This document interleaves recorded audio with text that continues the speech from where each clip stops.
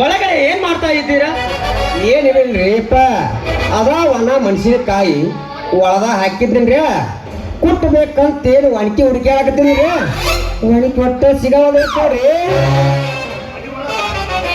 ಮನಿ ಒಳಗೆ ನೀ ಇಟ್ಟು ಅನಿಕಿ ನಿನಗೆ ಸಿಗುವಾಗ ಅಂದ್ರ ಮತ್ ಎಲ್ಲಿಟ್ಟಿ ನೋಡು. ಮತ್ತೆ ಯಾರಿಗಾರ ಕೈಗಾರಿಕೆಗಾರ ಕೊಟ್ಟೇನ ನೋಡ. ಅದೆಲ್ಲ ಕೈಯಾರ ಕೊಟ್ಟಿದ್ರಿ ನಮ್ಮ ಲೋಕ ಅಮ್ಮಾಗ. ಆಗ ತಂದು ವಾಪಸ್ ತಂದು ಕೊಟ್ಟಾರಿ. ಅಲ್ಲೇ ಹೋದ ಮೂಲ್ಯಾಗ ಇಟ್ಟಿದ್ ನೋಡ್ರಿಪ್ಪ. ಮತ್ತೆ ಮೂನ್ಯಾಗ ಇಟ್ರ ಎಲ್ಲೈತಿ ನೋಡು. ಅಲ್ಲೇ ಮೂಲ್ಯಾಗ ಇಟ್ಟಿನ್ ಬಿಡ್ರಿ. ಒಟ್ಟ ಸಿಗವಲ್ಲಾಗೈತೆ ಅದ. ಅಲ್ರಿ ಅದ್ ಹೆಂಗ್ ಸಿಗವಲ್ರಿ? ನೀವು ವಸ್ತು ನಿಮ್ಗ ಸಿಗ್ಲಿಲ್ಲ ಅಂದ್ರ ಏನು ಮುಂದ ಅಲ್ಲೇ ಇಲ್ಲಿ ಇದಾಕ್ ಹೋಗ್ಬೇಡ್ರಿ.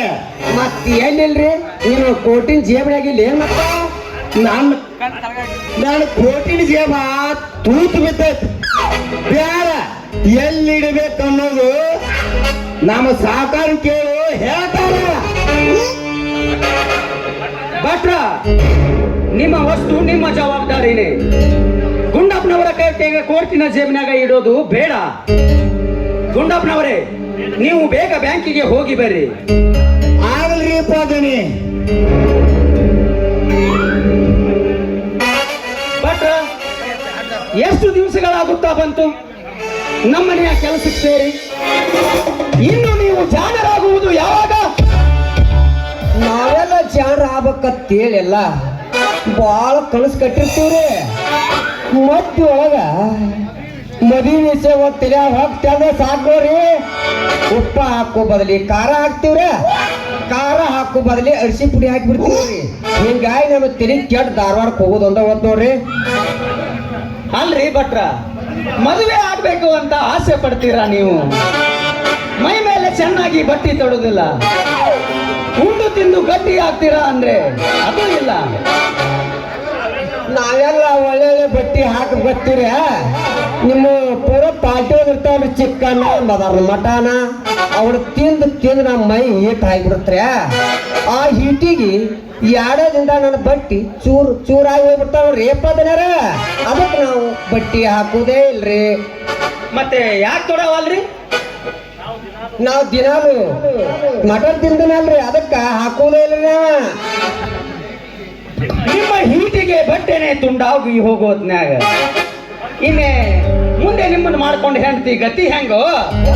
ನಿನ್ನ ಮನೆ ನಾಯ ಸಾಕಿರೋಣ್ರಿ. ಮದುವೆ ಆದ್ರ ನಾವು ಗವಾಕ ಐತಲ್ರಿ, ಗವಾ ಬಿರ್ಜ, ನಾವು ಬಿರಿಜ್ ಹೋಗ್ಬಿಡ್ತೀವ್ರಿ ಗಂಡ ಹೆಂಡತಿ ಕೂಡಿ.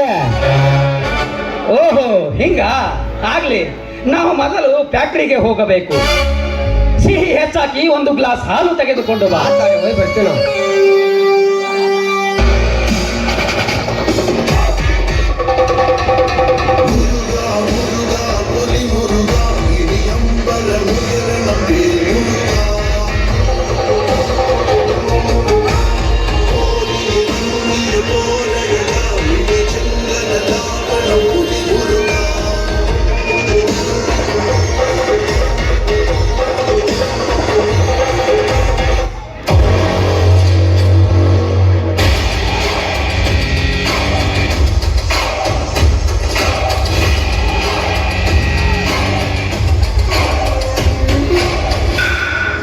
ಕಾಮರಾಜ್, ಕಾಮರಾಜ್,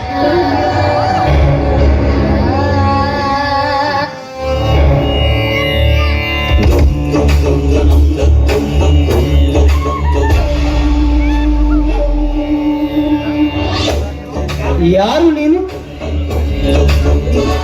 ನಾನು ನಿಮ್ಮ ಪ್ರೀತಿಯ ಸರೋಜ. ಸರೋಜ? ಓ, ನೀನಾ? 3 ವರ್ಷಗಳ ಹಿಂದಿನ ಅರಗಿಣಿ. ಯಾಕೆ ರಾಣಿಯವರು ಈ ಅರಮನೆಗೆ ಆಗಮನ ಮಾಡಿದ್ದಾರೆ? ಯಾಕೆ ಸರೋಜ ಇಲ್ಲಿಯವರೆಗೆ ಬಂದೆ? ಮಾತನಾಡು ಸರೋಜ. ನಾನು ಕೇಳುತ್ತಿರುವುದು ನಿನ್ನನ್ನೇ. ನೀನು ಬಂದ ಕಾರಣ ಏನಂತ? ಅಷ್ಟು ಬೇಗ ನಿಮ್ಮ ಪ್ರೀತಿಯ ಸಹೋದರ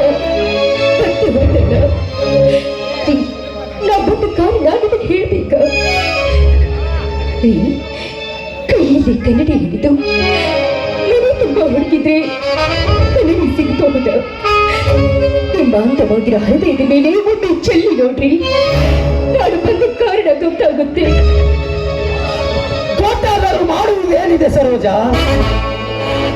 ನನ್ನ ನಿನ್ನ ಮಿಲನ ಒಂದು ಕೆಟ್ಟ ಕನಸೆಂದು ತಿಳಿದು ಮನಸ್ಸನ್ನು ಗಟ್ಟಿ ಮಾಡಿಕೊಂಡು ಹಾಯಾಗಿ ಊರಲ್ಲಿ ಬಾಳಿಕೊಂಡಿರು. ಬಾಳಿಕೊಂಡು ಬದುಕೋ ಹೃದಯವೇ ಕಣ್ಣಿಲ್ಲದೆ ಕೊರಗುತ್ತಿರುವಾಗ ಕುಣಿಯುವ ಹರಿಣಿಯ ಹಾಗೆ ಹಾಯಾಗಿರಬಹುದು.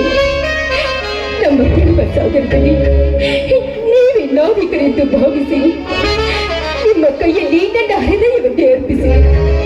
ಆದರೆ ನೀವು ಸಾಗರದ ಅಲೆಗಳಿಗೆ ಸಕ್ಕು ಮುಂದೆ ಸಾಗಿದ್ರು ಕೂಡ ನಾನು ಧೈರ್ಯದಿಂದ ಈಜಿ ನಿಮ್ಮ ಜೊತೆಯಲ್ಲಿ ಓಡಿ ಬಂದಿರುವೆ.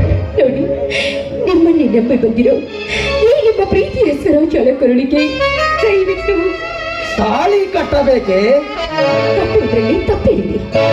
ದೇವರಿಗೆಂದು ಸಿದ್ಧಪಡಿಸಿದ ಅಡಿಗೆಯಿಂದ ಪ್ರಥಮದಲ್ಲಿ ದೇವರೇ ಸ್ವೀಕರಿಸಿದಾಗ ಎಡೆ ಮಾಡಿದವಳನ್ನ ಗುಡಿಯಲ್ಲಿ ಇರಿಸಿಕೊಳ್ಳೋದು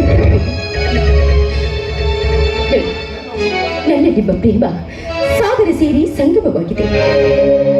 ನೋಡಿದ 4 ಜನರು ಸಂತೋಷ ಪಡುವಂತೆ ನಮ್ಮ ಪ್ರೇಮ ಸಂಗಮವಾಗಿಯೇ ದಯವಿಟ್ಟು ತಪ್ಪಿ ಮಾತನಾಡಬೇಡಿ. ನಿನ್ನ ಉಪದೇಶ ನನಗೆ ಬೇಕಾಗಿಲ್ಲ. ನನ್ನ ದಾರಿ ನಾನು ನೋಡಿಕೊಂಡಿದ್ದೇನೆ, ನಿನ್ನ ದಾರಿ ನೀನು ನೋಡಿಕೋ. ಅಂದ್ರೆ ನಾವಿಬ್ಬರು ಪ್ರೇಮಿಸಿದ್ದು ನಕ್ಕುನಲ್ಲಿದ್ದದ್ದು ಅದು ನಮ್ಮ ನಿಜ ಜೀವನದ ನಾಟಕದ ಒಂದು ಸನ್ನಿವೇಶ. ಅದು ಈಗ ಮುಗಿದು ಹೋಗಿದೆ. ಈಗ ನಡೆದಿದ್ದೇ ಬೇರೆ ಅಂಕ. ಕಾಮರಾಜ್, ನಾಲಿಗೆಗೆ ನಾಚಿಕೆ ಇಲ್ಲ ಎಂದು ಕರೆ. ನಾಲಿಗೆಯಿಂದ ಮನ ಬಂದಂತೆ ಮಾತನಾಡಬೇಡ. ಸ್ವಲ್ಪ ಸ್ಮರಿಸಿಕೊಂಡು ನೋಡು. ಈಗ ನಾನು ಕಣ್ಣಿನ ದೋಷಕ್ಕೆ ಒಳಗಾದ ಅಂತದ ಹೂವಲ್ಲ, ತುಂಬಿಯದ ಎತ್ತಿಟ್ಟಾಗಿರುವ ಹೂವ. ಹೀಗಿರುವಾಗ ನನ್ನ ನಿಮ್ಮ ಪ್ರೇಮ ನೀನ್ಯಾರು ನಾನ್ಯಾರು ನಿಮ್ಮ ಬಾಯಿಂದಲೇ ಧೈರ್ಯವಾಗಿ. ಏಕೆ ಭಯವೇ? ನಾನೊಂದು ಗಂಡು, ನೀನೊಂದು ಹೆಣ್ಣು. ಅದು ನನಗೆ ಗೊತ್ತು. ಆದ್ರೆ ಈ ಹೆಣ್ಣಿನ ಯೌವನವಾಗಿದ್ದು ಮರೆತು ಬಿಟ್ಟಿಯಾ? ಮರೆಯುವುದರಲ್ಲಿ ತಪ್ಪೇನಿದೆ? ಅಂದ್ರೆ ಹೆಣ್ಣಿನ ಪ್ರೇಮ ಅಷ್ಟೊಂದು ಕೇಳಿದ್ದು ತಿಳಿದಿರುವಿಯಾ? ನನ್ನ ದೃಷ್ಟಿಯಲ್ಲಿ ಹೇಳಬೇಕೆಂದರೆ ಹೆಣ್ಣಿನ ಪ್ರೇಮ ಒಂದು ಜೇನಿನ ಗೂಡು. ಆ ಜೇನಿನ ಗೂಡು ಗಂಡಿನ ಕಣ್ಣಿಗೆ ಬಿದ್ದಾಗ ತಿನ್ನಬೇಕೆನ್ನುವ ಚಪಲವಾಗುವುದು ಸ್ವಾಭಾವಿಕ. ಅದರಂತೆ ನಿನ್ನ ಮೇಲೆ ಪ್ರೀತಿ ಇರುವವರೆಗೂ 100 ಸುಳ್ಳುಗಳನ್ನು ಹೇಳಿ ನನ್ನ ಕಾರ್ಯವನ್ನು ಮುಗಿಸಿಕೊಂಡೆ. ನಿನ್ನ ಮೇಲಿನ ನನ್ನ ಮೋಹದ ಪ್ರೀತಿ ಬತ್ತಿದಾಗಲೇ ಬೇರೊಂದು ಪ್ರೇಯಸಿಯನ್ನು ನೋಡಿಕೊಂಡಿರು. ಅವಳ ದಾಸಿಯಾಗಿ ನನ್ನ ಮನೆಗೆ ಬರುವುದಕ್ಕಿಂತ ಎಲ್ಲಿಯಾದರೂ ದುಡಿದು ಹೊಟ್ಟೆ ತುಂಬಿಸಿಕೋ ಹೋಗು. ಅದರ ಬೆಲೆ ಏನು ಗೊತ್ತೇ? ಏನು? ನಿನ್ನ ಕೈಯಿಂದ ನನ್ನ ಗಾಳಿಗೆ ತಾಳಿ ಕಟ್ಟೋದು. ಅದು ಎಂದಿಗೂ ಸಾಧ್ಯವಿಲ್ಲ ಸರೋಜ. ಪ್ರೇಮವೆಂಬ ರೆಕ್ಕೆ ಕಟ್ಟಿಕೊಂಡ ಹಕ್ಕಿ ಕಾಳು ಇರುವವರೆಗೆ ಗೂಡಿಗೆ ಬರುವುದು. ಕಾಳು ತೀರಿದ ಮರುದಿನವೇ ಮತ್ತೊಂದು ಗೂಡು ನೋಡುವುದು ಸ್ವಾಭಾವಿಕ. ಅದರಂತೆ ನಿನ್ನ ಮೇಲೆ ಪ್ರೀತಿ ಇರುವವರೆಗೂ 100 ಸುಳ್ಳುಗಳನ್ನು ಹೇಳಿ ನನ್ನ ಕಾರ್ಯವನ್ನು ಮುಗಿಸಿಕೊಂಡೆ. ನಿನ್ನ ಮೇಲಿನ ನನ್ನ ಮೋಹದ ಪ್ರೀತಿ ಬತ್ತಿದಾಗಲೇ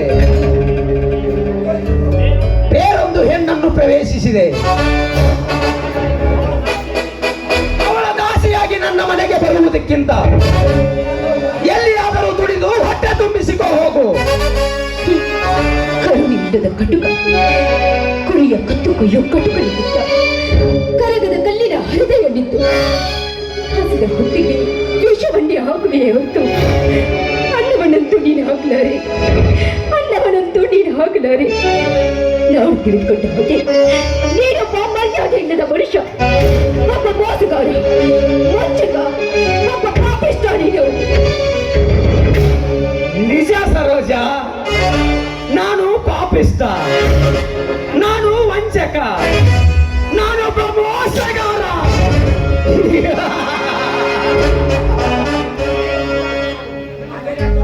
ಕಾಲೇಜಿನ ವಿದ್ಯಾರ್ಥಿ ಏನೆಂದು ನಿಮ್ಮಂತವರನ್ನು ಹಾಸ್ಟೆಲಿನಲ್ಲಿ ಇರಿಸಿಕೊಂಡು ತಪ್ಪಿಸಿಕೊಂಡು ನಿಮ್ಮ ರಕ್ಷಣೆಗಾಗಿ 10 ಅಧಿಕಾರಿಗಳನ್ನು ನಿಮ್ಮ ಬೆನ್ನ ಹಿಂದೆ ಬಿಟ್ಟರೆ ಅವರ ಕಣ್ಣಿಗೆ ಮಣ್ಣು ಹಾಕಿ ಅವರನ್ನು ವಂಚಿಸಿ ಇಂದು ನನ್ನ ಗೆಳತಿಯರ ಮನೆಗೆ ಹೋಗಿ ಬರುವೆ. ಇಂದು ದೇವರ ದರ್ಶನಕ್ಕಾಗಿ ದೇವರ ಗುಡಿಗೆ ಹೋಗಿ ಬರುವೆನೆಂದು 100 ಸುಳ್ಳಿನ ಸಿಹಿ ಅವರ ಹೃದಯದಲ್ಲಿ ತುಂಬಿಸಿ ಅವರನ್ನು ವಂಚಿಸಿ ಸದ್ಗುಣ ಸಾವಿತ್ರಿಯಂತೆ ನಟಿಸುತ್ತಾ ಮೇನಕ ರಂಬೆ ಊರ್ವಶಿಯರಂತೆ ರೂಪಸಿಯಾಗಿ ನಮ್ಮಂತ ಪುರುಷರೊಂದಿಗೆ ನಟ್ಟು ನಲಿಯುತ್ತಾ ಬಜಾರದಲ್ಲಿ ತಿರುಗಾಡಿದವಳು ನೀನು ವಂಚಕನಲ್ಲವೇ? ನೀನು ಪಾಪಿಷ್ಟನಲ್ಲವೇ? ನೀನು ಮೋಸಗಾರತಿ ಅಲ್ಲವೇ? ಈಗ ಹೇಳು, ಯಾರು ಪಾಪಿಸ್ತರು, ಯಾರು ವಂಚಕರು? ಸರೋಜ, ಮದುವೆಗಿಂತ ಮುಂಚೆ ನೀನು ಕಾಲು ಜಾರಿದಾಗಲೇ ನನಗೆ ಅರ್ಥವಾಯಿತು. ನೀನು ಬದುಕು ಮಾಡುವ ಹೆಣ್ಣಲ್ಲ, ಆದರುವ ಹೆಣ್ಣೆಂದು. ನಿನ್ನನ್ನು ನಾನು ಮದುವೆಯಾದರೆ ನಾಳೆ ಯಾರಿಂದ ಓಡಿ ಹೋಗುವೆಯೇ ಯಾರಿಗೆ ಗೊತ್ತು? ನನ್ನ ಮೇಲೆ ಅಷ್ಟು ನಂಬಿಕೆ ಇಲ್ಲವೇ? ನಂಬಿಕೆ ತುತ್ತು ಅನ್ನಕ್ಕಾಗಿ ಆಸೆ ಪಟ್ಟು ಮನೆಯ ಮುಂದೆ ಬಂದ ನಾಯಿಯನ್ನು ನಂಬಬೇಕೇ ಹೊರತು ಹೆಣ್ಣನ್ನು ಎಂದೂ ನಂಬಬಾರದು. ನಂಬಿಕೆಟ್ಟ ಋಷಿಗಳಿಲ್ಲ, ಮುನಿಗಳಿಲ್ಲ. ನಾನ್ಯಾವ ಗಿಡದ ತಪ್ಪಲು? ಇಷ್ಟೇ, ಶೀಲದ ಸೇತುವೆ ತುಂಬಿದ ದಾಸಿಯ ಕೊರಳಿಗೆ ತಾಳಿ ಕಟ್ಟಿವೆ ಹೊರತು ನಿನ್ನಂತ ಹೇಸಿ ಕುಲದ ಹೆಂಗಸಿಗೆ ಎಂದಿಗೂ ತಾಳಿ ಕಟ್ಟಲಾರೆ. ನೀನು ತಾಳಿ ಕಟ್ಟಿದ್ರೆ ನನ್ನ ಭವಿಷ್ಯದ ಗತಿ ಏನಾಗುತ್ತೆ ಅಂತ ಸ್ವಲ್ಪ ವಿಚಾರಿಸು ಕಾಮರಾಜ್. ವಿಚಾರಿಸುವುದರಲ್ಲಿ ಏನಿದೆ? ನೀನು ಈ ಸಮಾಜದ ಸೂಳೆಯಾಗಿ ಪಾತ್ರವಹಿಸಿ ಮದುವೆಗಿಂತ ಮುಂಚೆ ಕಾಲು ಜಾರಿದ ಹೆಣ್ಣು ಯಾವ ಪರಿಸ್ಥಿತಿಗೆ ಬರುತ್ತಾಳೆ ಎಂಬುದು ಈ ಸಮಾಜ ಅರಿತುಕೊಳ್ಳಲಿ.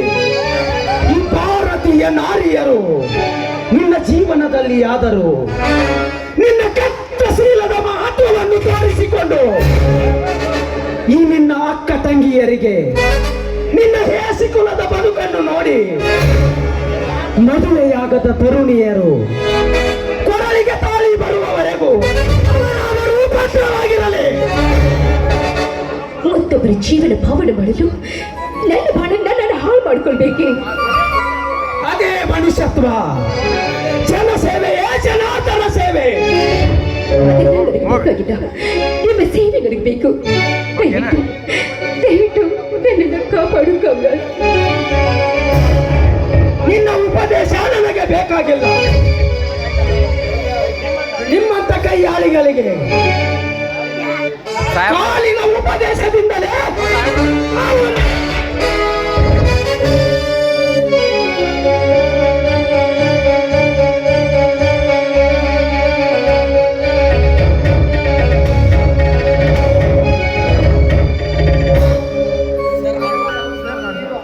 ಕಣ್ಣೀರು ಹಾಕದಿರಮ್ಮ ತಂಗಿ. ನಿನ್ನ ಕಣ್ಣಲ್ಲಿ ಕಣ್ಣೀರು ಬರಲು ಯಾರು ಕಾರಣರಲ್ಲ. ಯಾಕಂದರೆ ನಿನ್ನ ಕಣ್ಣಲ್ಲಿ ನೀನೇ ನಿನ್ನ ಬೆರಳನ್ನು ಚುಚ್ಚಿಕೊಂಡಿರುವಾಗ ನೋವಾದರೂ ಸಹಿಸಬೇಕು, ದುಃಖವಾದರೂ ಮುಂಗಬೇಕು. ಬದುಕಿನಲ್ಲಿ ಸತ್ತು ಹೋಗಿದ್ರೆ ನನಗೆಷ್ಟೋ ಸಂತೋಷವಾಗ್ತಿತ್ತು.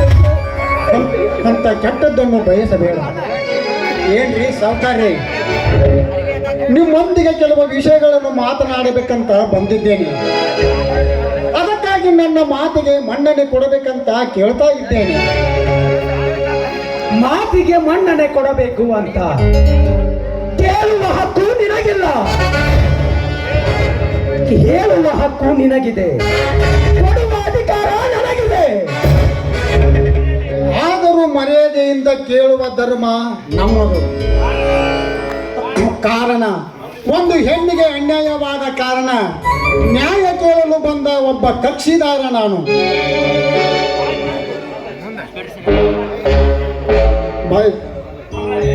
ಬಾಯಿ ತೆಗೆದು ಬಗಳುವುದಕ್ಕಿಂತ ಮುಂಚೆಯೇ ತಿಳಿದುಕೊಂಡಿದ್ದೇನೆ. ಬೆಕ್ಕು ಬೆಣ್ಣೆ ತಿಂದ ಸಲುವಾಗಿ ಇಲ್ಲಿ ನ್ಯಾಯ ಮಾಡಲು ಬಂದಿದೆ ಎಂದು. ನ್ಯಾಯ ಹೇಳುವ ಯೋಗ್ಯತೆ ನನಗಿಲ್ಲ ಸೌಕರ್ಯ. ಒಂದು ಹೆಣ್ಣಿಗೆ ಅನ್ಯಾಯವಾದ ಕಾರಣ ನ್ಯಾಯ ಕೇಳಲು ಬಂದ ಒಬ್ಬ ಕಕ್ಷಿದಾರ ನಾನು. ನೋಡಿ ಸೌಕರ್ಯ, ನೀವು ಉಂಡ ಬಿಟ್ಟ ಈ ಎಂಜಲನ್ನು ಮತ್ತೊಬ್ಬರು ಉಂಡಿಲ್ಲ, ಅದಕ್ಕೆ ಯಾರು ಆಶೆನೂ ಪಡುವುದಿಲ್ಲ. ಸಮಾಜ ಇವುಗಳನ್ನು ಮುಂದೆ ಬಲು ಹೇಸಿಗೆಯಿಂದ ಕಾಣುತ್ತದೆ. ನಿಮ್ಮ ಪ್ರೇಮವನ್ನು ಬಯಸಿ ನಿಮ್ಮ ಬದುಕಿಗೆ ಒಂದು ಕಣ್ಣಾಗಿ ಬರುವ ಈ ಹೆಣ್ಣನ್ನು ಅನಾಥಳಿಗೆ ದಯವಿಟ್ಟು ಆಶ್ರಯ ನೀಡಿ ಸೌಕರ್ಯ, ಆಶ್ರಯ ನೀಡಿ.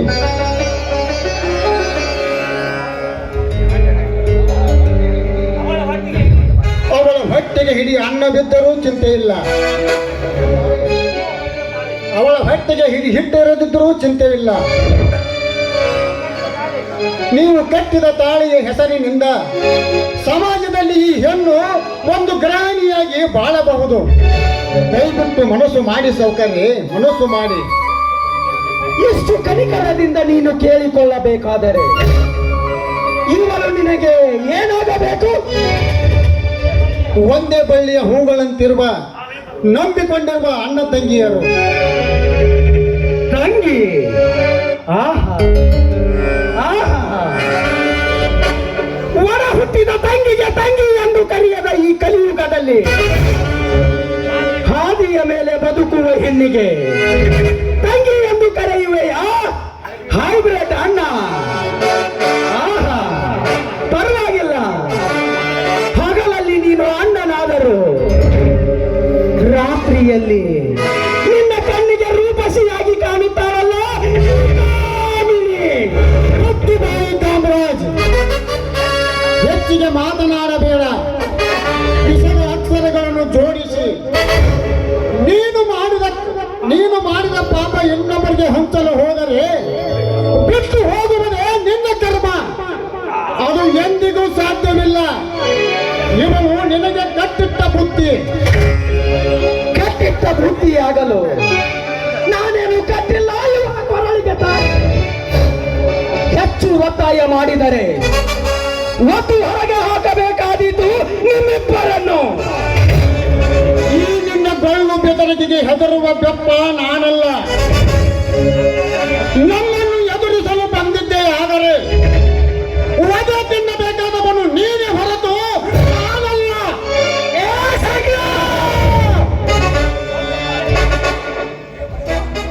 ಬರಲ್ಲ, ಸ್ವಲ್ಪ ಮರ್ಯಾದೆ ಕೊಟ್ಟು ಮಾತನಾಡು. ಮರ್ಯಾದೆ ಮರ್ಯಾದೆ ಎಂಬ ಮೂರಕ್ಷರದ ಅರ್ಥ ತಿಳಿಯದ ನಿನ್ನಂತ ಮೂರ್ಖನಿಗೆ ಮರ್ಯಾದೆ ಬೇರೆ ಬೇಕಾ?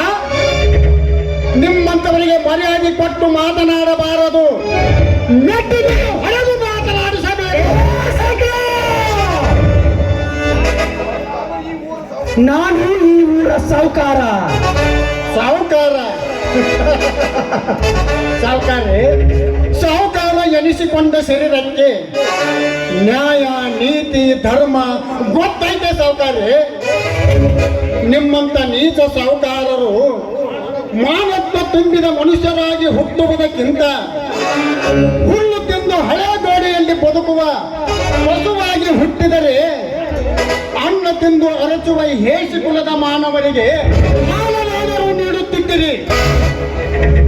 ಮನುಷ್ಯರಾಗಿ ಹುಟ್ಟಿ ಮಾನವೀಯತೆ, ನಾಗರಿಕತೆ ಅರಿತುಕೊಳ್ಳದಿದ್ದರೆ ಮನುಷ್ಯರಾಗಿ ಹುಟ್ಟುವುದಕ್ಕಿಂತ ಪಶುವಾಗಿ ಹುಟ್ಟಿದರೆ ಎಷ್ಟೋ ಲೇಸಿತ್ತು.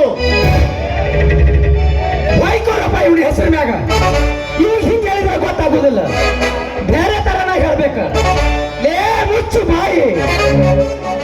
ನಾನು ಪಶುವಾಗಿರ ಹುಡ್ತೀನಿ, ಪಕ್ಷಿಯಾಗಿರ ಹುಡ್ತೀನಿ. ಹೆಚ್ಚಾದ್ರ ಊರ್ ಸ್ವಚ್ಛ ಮಾಡಾಕಿರ್ತಾವಲ್ಲ, ಗೊತ್ತೈತಿಲ್ಲ? ಊರ್ ಸ್ವಚ್ಛ ಮಾಡೋ ಹಂಗಾಗಿರ ಹುಡ್ತೀನಿ.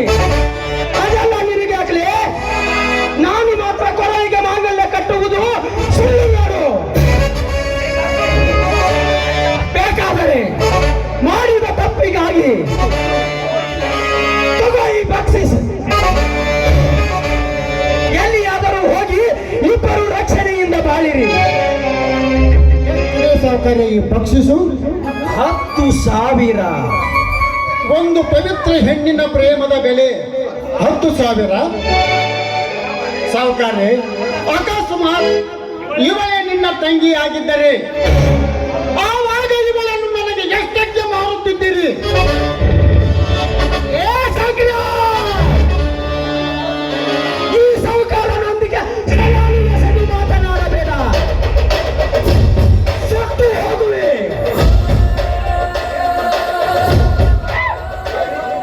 ಲೇ ಸೊಕ್ಕು ತುಂಬಿದ ಸಾಹುಕಾರ, ಒಂದು ಹೆಣ್ಣಿನ ಮಾನ ಮಾರಿ ಬದುಕುವ ಗಂಡು ನಾನಲ್ಲ. ನಿನ್ನ ದುಡ್ಡನ್ನು ಮನುಷ್ಯನಿಗೆ ಹಣವೇ ಮುಖ್ಯ ಅಲ್ಲ, ಮಾನ ಮುಖ್ಯ. ಪ್ರಾಣ ಹೋದರೂ ಚಿಂತೆ ಇಲ್ಲ, ಪ್ರಾಮಾಣಿಕತೆಯಿಂದ ಬದುಕುವುದು ಕಲಿಯಬೇಕು. ತಿಳಿಯುತ್ತೆ ಎದ್ದಲ ತಿನ್ನುವ ನಾಯಿ. ಬಾ ಸರೋಜ, ದೇವರಿಟ್ಟಂತೆ ಆಗಲಿ ನಿನ್ನ ದೈವ. ಬಾರಮ್ಮ ಹೋಗೋಣ.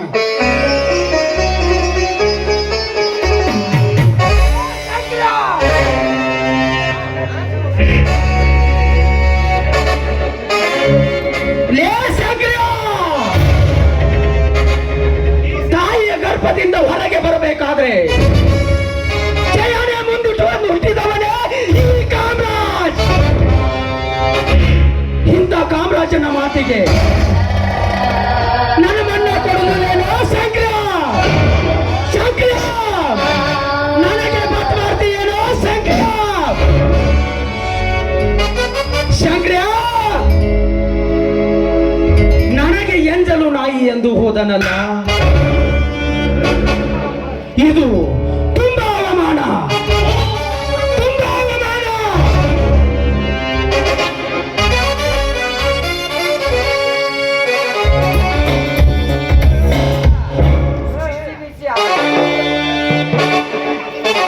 ಸಾವುಕಾರ, ಬಿಸಿ ಬಿಸಿ ಹಾಲಿಗೆ ಸಕ್ಕರೆ ಹೆಚ್ಚಿಗೆ ಹಾಕೊಂಬಂದ ನೋಡ್ರಿ.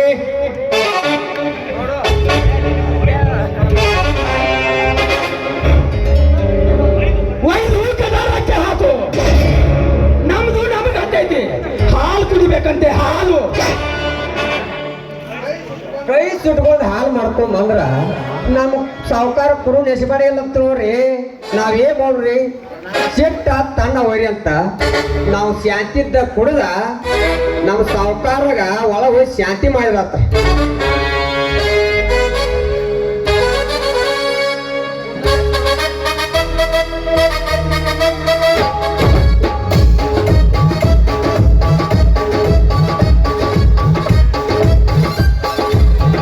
ಏನ್ರಿ ಗುಂಡಪ್ಪ ಭಟ್ರ, ಗುಂಡಪ್ಪನವ್ರ ಹೆಣ್ಣು ನೋಡ್ಕೊಂಡ್ ಬರ್ತಾರಂತ ಹೇಳಿ ಬಾಗಲ್ದಾಗ ಹಾಲಿನ ಗಲಾಸ್ ಹಿಡ್ಕೊಂಡ್ ನಿಂತಿರಲ್ಲ, ನನಗಾಗೆ ಈ ಹಾಲು ತರಬಾರ್ರಿ ಅನ್ಬಾರ್ದ್ರ್ಯಾ? ಈ ಹಾಲು ತಂದದ್ದು ಈ ವಿಷಯ ಹೆಣ್ಣಿನ ತಂದೆ ತಾಯಿಗೆ ತಿಳಿಸಿದ್ರ ನಾಳೆನ ಮಾತಾಡೋನು ಅಂತಾರ.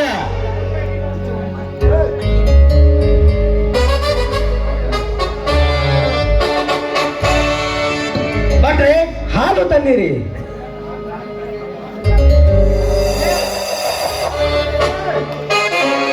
ನಾನು ಫ್ಯಾಕ್ಟ್ರಿಗೆ ಹೋಗಿ ಬರ್ತೀನಿ. ಬರುವಷ್ಟರಲ್ಲಿ ಅಡುಗೆ ರೆಡಿ ಮಾಡಿ ಇರಬೇಕು. dum dum dum dum dum dum dum dum